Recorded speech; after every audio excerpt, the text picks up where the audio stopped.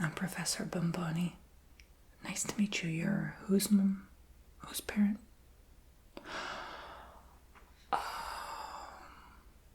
Okay. Okay. Yes, welcome. Have a seat. Yes, have a seat. It'll just be a moment. Yes.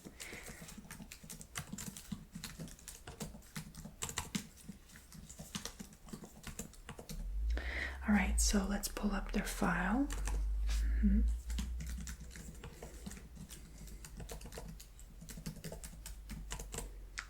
It's not showing up. Can you just confirm their date of birth for me? I don't know why I don't have them in my records here. Oh, I forgot I put them in another folder.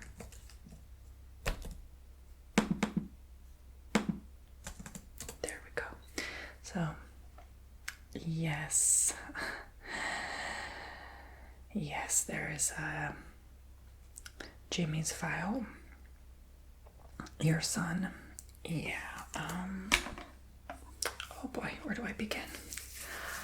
All right. Well, thank you for coming to the parent-teacher conference. And yes, if you could just close the door behind you. Yeah, that'd be great. Thanks. Because you want to have private one-on-one. Sometimes these conferences can get a little emotional. Sometimes parents freak out over their child's report.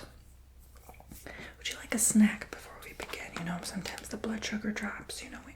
No? You just want to get to the point. Oh, okay. Oh. Do you mind if I eat? Because my blood sugar. Oh, okay.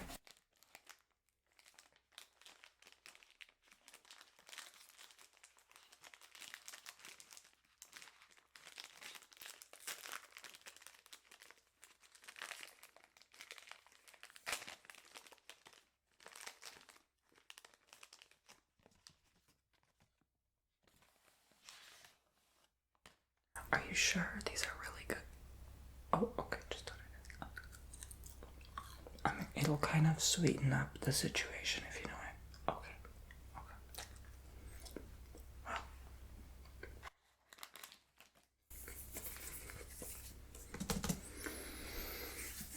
Since you insist. I mean, these also have caffeine. Okay. How about I start with the positive news first? Yeah. Yay, something we can agree on. Well, the point of these parent-teacher conferences is to have that agreement between the parent and the teacher, right? There comes a point where me as the teacher, Professor Bomboni, to Jimmy, the instructor to Jimmy, he only sees me like an hour a day, right? He has other classes, I understand. He comes home, maybe vents it out. What's the situation, if I might add? And ask him, that's kind of the point of these conferences. We ask everyone this. What's the situation at home? How are things between you and them? Go on.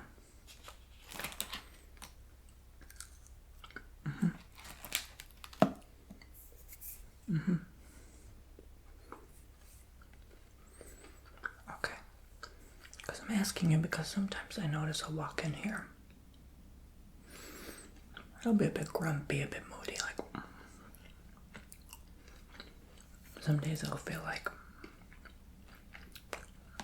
something went on at home. He'll be a little pale in the face, like the life was kind of taken out of him, you know? No drama, negative fights at home.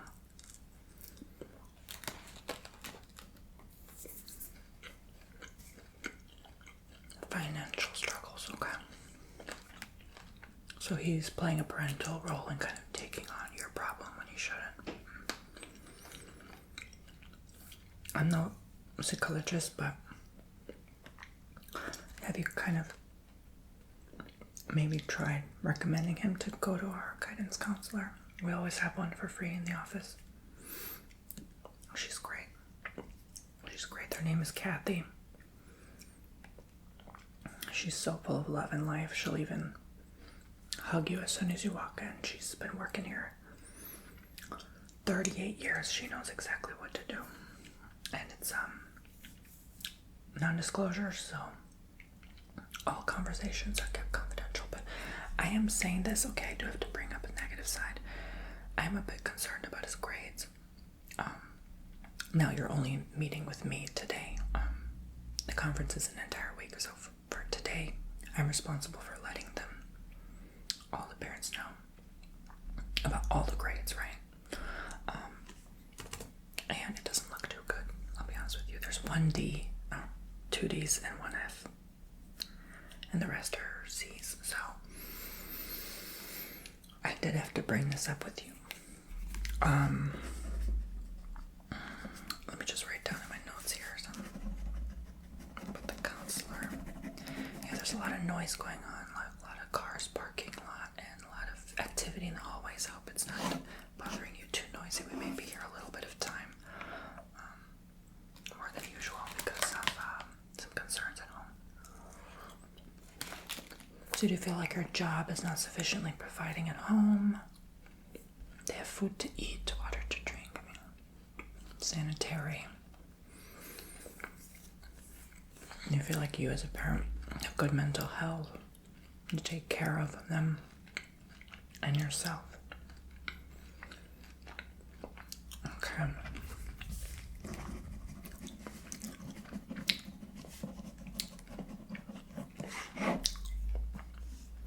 No, this is just between me and you. No. Unless there's a truly deep concern, I don't usually report these things as like that much of a concern, because like half the population has some form of financial concern or another. I mean, it's not a big deal, but it's more a matter of like maybe how they cannot take on your role.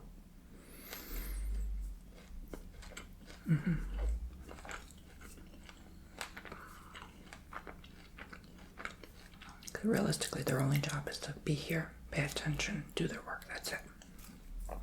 Maybe they come home, bring their concerns to you, and then you in replacement bring your concern to them. And I'm not saying that's wrong, but that's not necessarily, I'm so sorry, I'm eating, by the way, I have blood sugar problems, but that's not necessarily the right way to address things, Because now that person is playing a duality role, and that can cause problems later in life, like feeling like there are multiple people or multiple roles, and they bring that into relationships. And so I do notice he is kind of to himself, I wouldn't say antisocial, but he doesn't really like talking to many people. Well, that's what I recommend, just what I've witnessed over the years working as a professor, in my experience in psychology, and just the study of the human mind. And this is a no judgment zone. I mean, there's a sign right there that says no judgment free zone, right? But I think he can be hypercritical of himself, maybe sometimes, even when he's trying to answer a question. It's almost like there's a form of hesitation, like, when they raise the hands, he doesn't usually raise the hand, he'll be the last, or only if he's really pressured to, or feels like the need to, if no one else is. And I usually call on him, not often, because I already know and I see what's going on. But when I do, there's a hesitation. He's right most of the time. He's a very smart kid. It's just a lot of times he will have developed a form of hesitation, of self-doubt, maybe low self-esteem, and that could be related and correlated to life at home and feelings of insecurity and deep-rooted developmental issues in the brain, something we can't necessarily see, and that can formulate and develop these problems in a span of years to come. So I do want to address it out of love and respect to your family, to maybe consider this counselor. She's amazing. You won't regret it. I feel like it'll give him someone to talk to once a week, and like something to look forward to, if he can't talk to you about some like issues to the parent, like it just doesn't make sense. Like the parent is not necessarily necessarily responsible either to take on that duality role of, okay, taking on all their problems. You know, they're a human being, they're independent at the end of the day, and they are only responsible for themselves when they're 18 and older. You know what I'm saying? Like, there's nothing you can do about that. So I do want to recommend that. There's their number. If maybe I could just rip a piece of the page out and I put my signature there. And when I put my signature there, she knows exactly what to do. She knows who referred. And there you go. Folded it up for you. There's the number. Okay, for that. She's in room 112. She's amazing. Okay.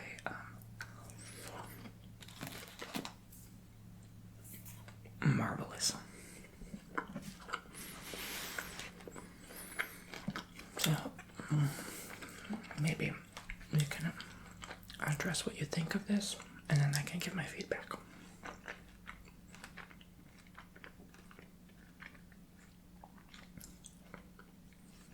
Right, so when they come to the problem, face it with love. You know, a lot of parents make the mistake of being too positive. And then they just say, shut up, and they go and they slam the door and go isolate themselves even more. You know, that's not necessarily the right way to do it either.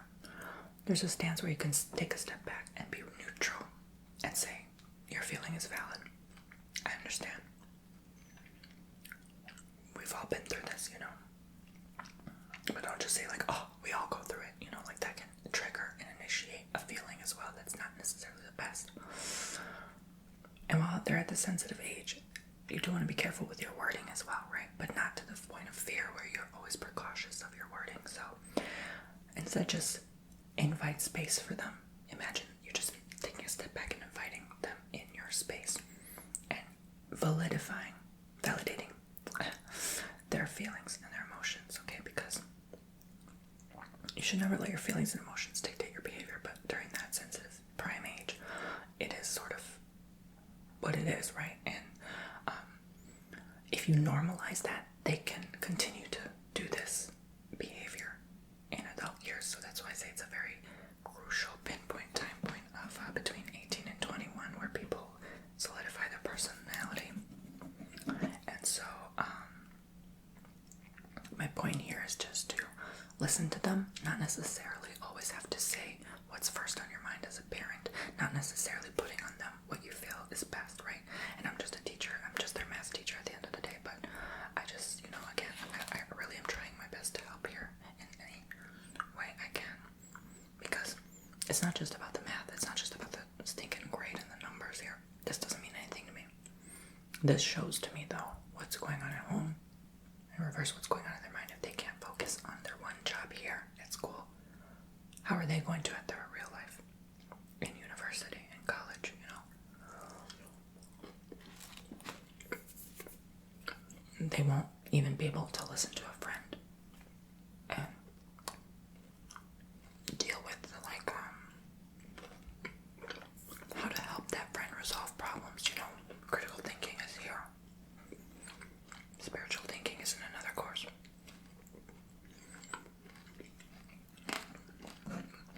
And I feel like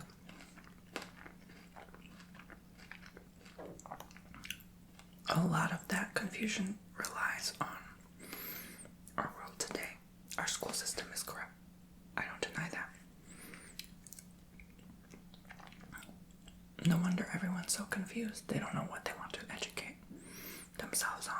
They don't know what their dream is. I didn't know that I wanted to be a math professor until very late in life, and so I feel like having someone to talk to and kind of not tell them what to do, but just be a listening ear and maybe guide them in what they feel intuitively is the right direction for them would be A+, but that's not your job as the parent, you know.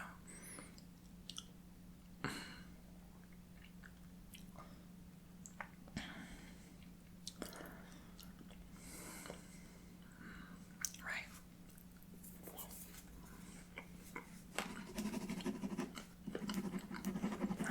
I'm just writing down what you said. I'm done eating And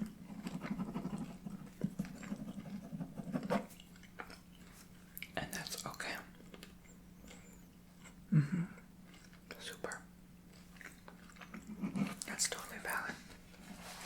Well, I'm glad we had this talk. I don't want to stray too far from the subject.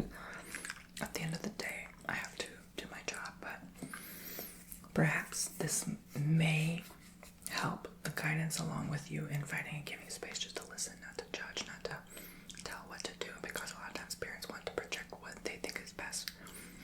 And so, see the difference in a few weeks' time, and it takes time, you know, and I'll notice a difference, and I'll call you, you know, every month, once a month, and keep up to date with you at home, and you're always free to talk to me, and I'll give you the progress if I notice our grades are starting to improve. You know, that's when you kind of figure like, oh, there's a change now, there's a shift in their behavior.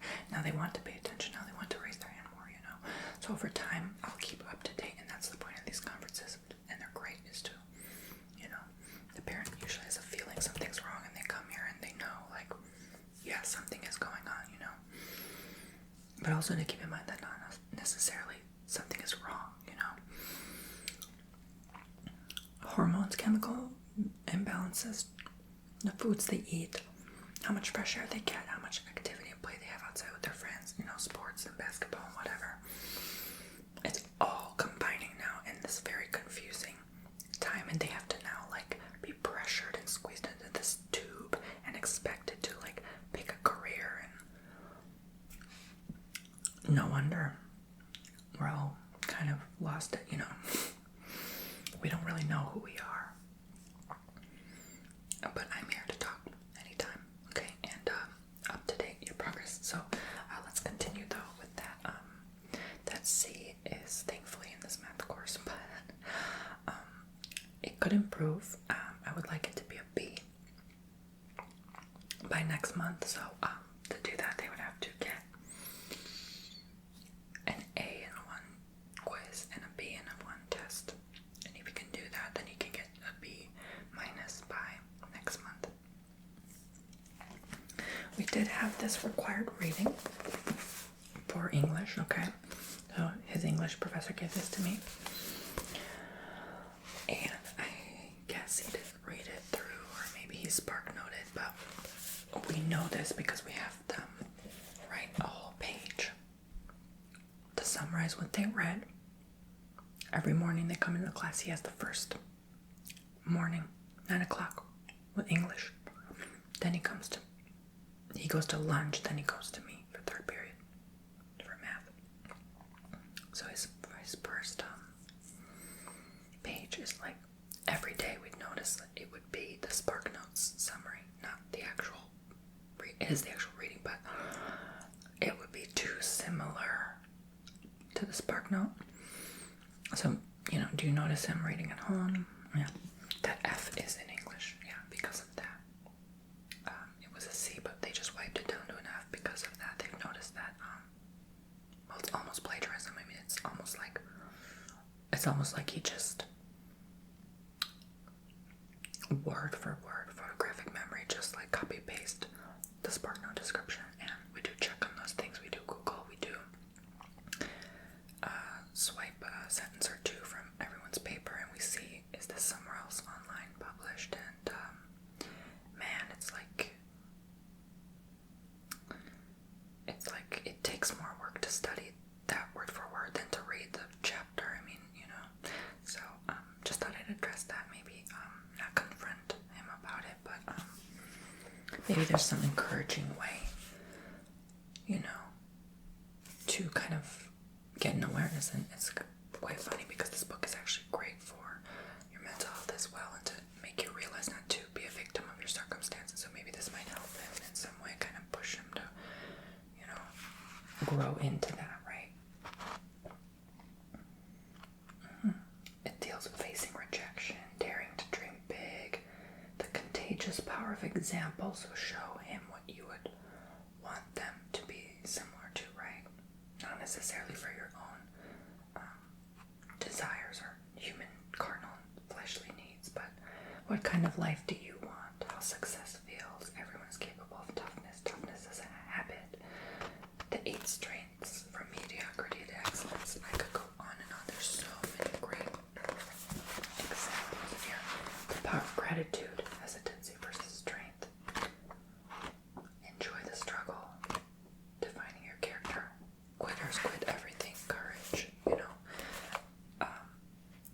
probably a prime example of what he should be doing. A lot of SparkNotes students, and yes, he's not the only one. It's funny, they'll read through the summary, but they won't apply the principle to themselves, even if it's Shakespeare, even if it's talking about history. You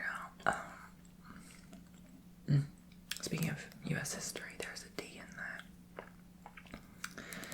It's not that hard. I think he just doesn't pay attention in that class. According to his professor, he's on his phone talking to a random student. So as long as he pays attention, it should be an easy B or C at best. I mean, it's really not that hard of a class. I mean, the quizzes are pretty straightforward. They're all multiple choice.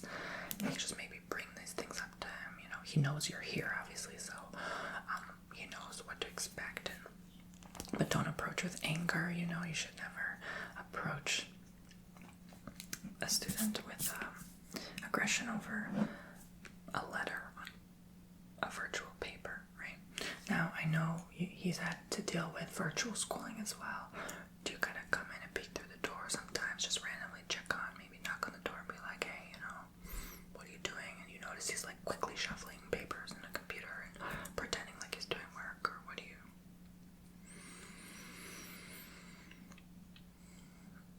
Yeah, eating by the computer, yeah. The phone always happens to be near, right. A video game controller. Okay. Again, these are just my personal notes of every student. We all take these notes. They mean nothing. I don't show these to anyone. They're just reference notes. Oh. The good old days, right? Yeah. Yeah.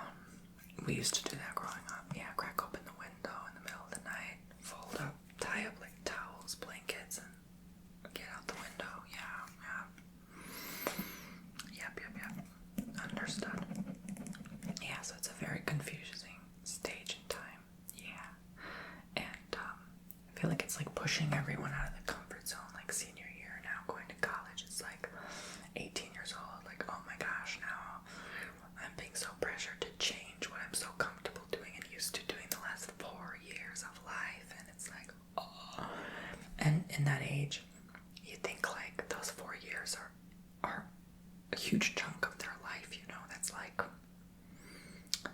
20% of their life, right? So, of course, it feels very nerve-wracking not to know the uncertainty of becoming a true adult, which they already are, but a true adult, right? So, again, I do recommend that book. I know it sounds childish, but maybe read it to them before bed.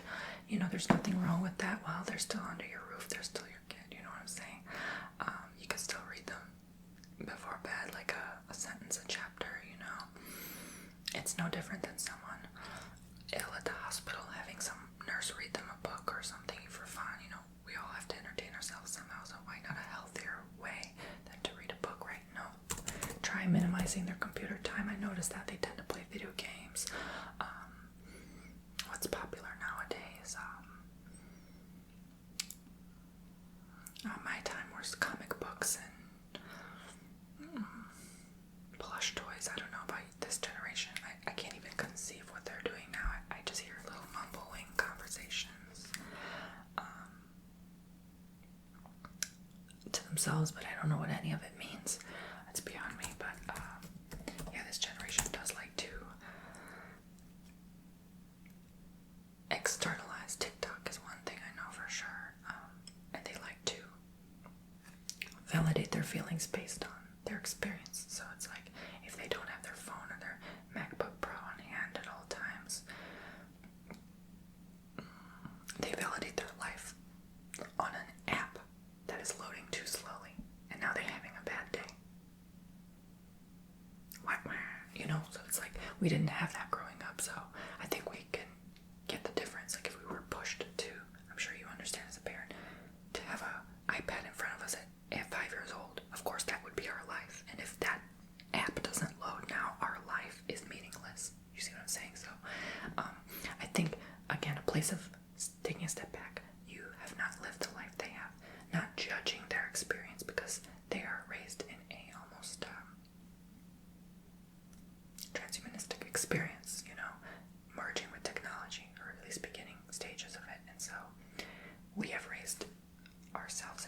natural environment. I grew up on a farm in the Midwest, you know. Very conservative family, and so it's like you want to separate and to not separate and divide yourselves, because that can create conflict as well. But like understand that we're all equal and we're all the same, and that like this is a very strange, unusual time, as we all know it. To have to study virtually on top of that, it makes their experience more non-unified and more divisive.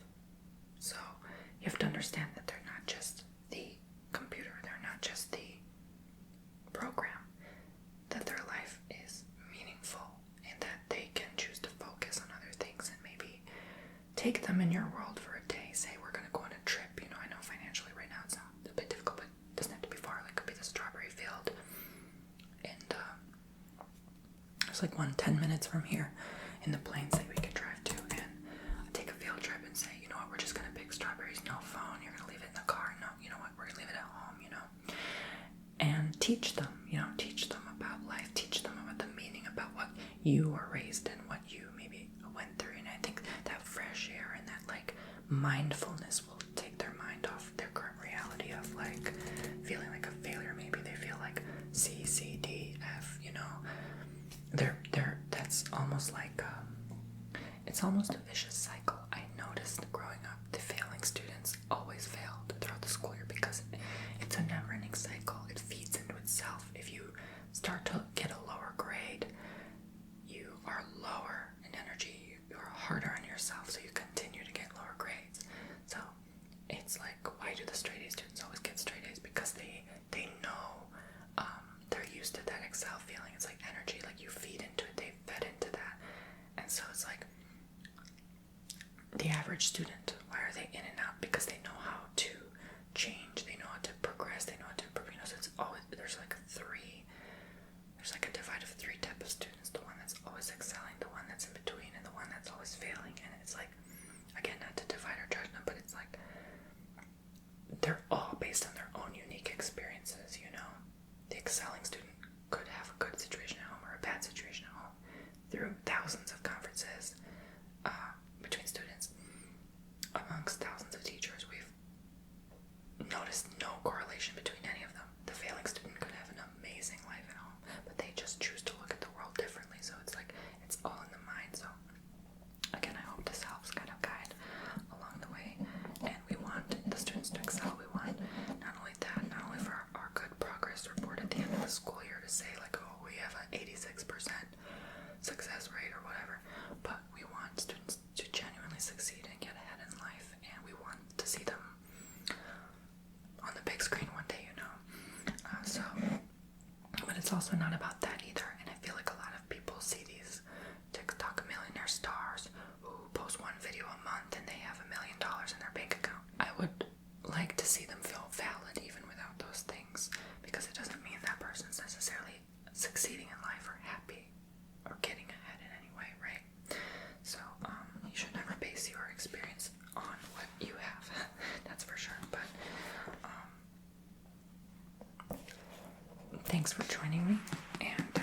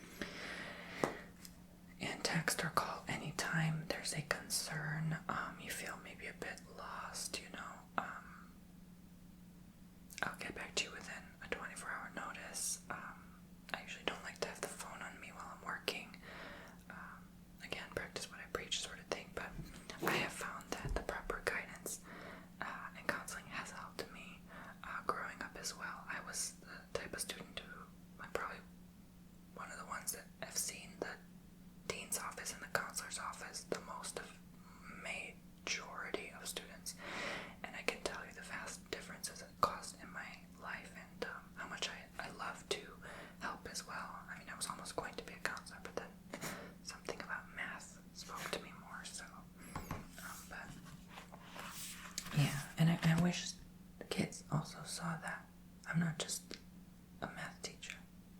Like I wish they got to know us more. We had the time to get to know them. That's why I prefer more one-on-one, smaller classes, like 10, 15 students rather than 20, 30. But, a lot of students can feel intimidated or scared of the professor. They think, oh, they know all that and they have all this experience, and if I don't apply their principles, they're gonna look at me bad. I just wish they knew that we're in a non-judgment zone. That's the sign. And that we understand. We may not always agree with or really truly know or understand, but with their decisions. But at the end of the day, we're all just here working on a lot of stuff we have to deal with, and at the end of the day, this is just a school, a math class. They won't be here for long. They're gonna graduate. They won't even remember my first name, so thank you for joining. I hope this really helped you. Yeah. And I think it's not a matter of like focusing on each homework assignment they missed or what they got wrong. I just wanted you to, because it was so much that I guess somewhere along the way went wrong with their progress report. Realistically, we have to address that, but I felt like we had to address these more deep-rooted issues that could guide, and if that doesn't help, then next time you come in and we can start to actually address, maybe they're more of a fact-based person and maybe we need to sit down with them one-on-one, and you bring them in one weekend and we can actually look like, okay, here's why you got this answer wrong. If that doesn't help, if there's nothing inside them going on, regardless of your situation, then it may require actually sitting down with them and tutoring them as well, and that can be an option. But I have a feeling intuitively that this is actually the deep-rooted cause. And again, not to be hard on them, they're all going through this. They're all having to do half virtual, half in person.